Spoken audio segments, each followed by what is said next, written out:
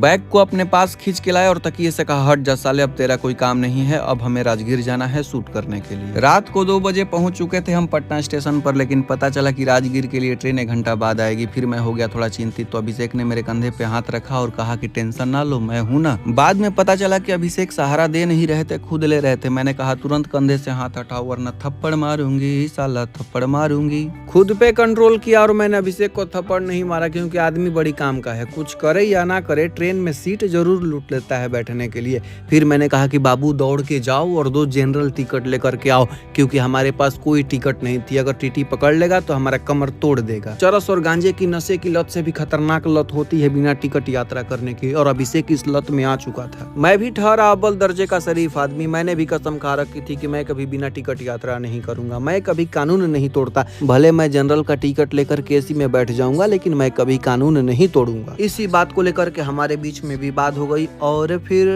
चल दिए मैं कहां तुम कहां। रात हमारी भले पटना में हुई थी, लेकिन सुबह राजगीर में हुई। ये हंसी वादियां ये खुलाया सुमा, आ गए हम कहां ऐ मेरे साजना। यही गाना गुनगुनाते हुए हम राजगीर की धरती पर पहुंचे और एक दूसरे को गले लगा करके बोले, भाई सॉरी, आओ साथ में सेट पर चलते हैं। सेट पर पहुंचते ही मेरी मुलाकात विनय जी से और एक्ट्रेस गुप्ता जी से हुई। फिर मेरे से जलने वाले किसी एक ने मुझे एक्सपायरी डेट वाला पानी दे दिया। अभिषेक ने मेरे पर खतरा देखा और पानी का बोतल तुरंत बदल दिया। बिना एक्सपायरी वाला पानी पीने के बाद कैमरा मैंने अपने हाथ में उठाया और रंजन मास्टर की टीम के साथ शूटिंग शुरू कर दिया। डायरेक्टर का एटीट्यूड देख करके मुझे गुस्सा आ गया और मैंने डायरेक्टर से बोला, ओए डायरेक्टर, स्क्रिप्ट यहाँ लेकर के आओ, डायरेक्शन भी मैं ही करूंगा। डायरेक्टर ने बोला कि चुप हो जा साले, मुझे इसके लिए पैसे मिले हैं, डायरेक्शन तो मैं ही करूंगा। फिर रंजन मास्टर ने मुझे समझाया कि जाने दीजिए बाबा, माफ कर दीजिए, डायरेक्टर थोड़ा पगला सा है। डायरेक्टर को भी अपनी गलती का एहसास हुआ और मेरे पास सीधे आया और बोला कि माफ कर दीजिए, अब आप जैसे कहेंगे वैसे ही शूटिंग किया। मैंने बोला कि नहीं, मुझे माफ कीजिए, आप हमारे गुरुदेव हैं, आप ही शूटिंग करवाइए। थोड़ी सी नोक-झोंक के बाद हम लोगों ने शूटिंग फिर से शुरू किया। आइए आप लोगों को शूटिंग का कुछ हिस्सा दिखाते हैं।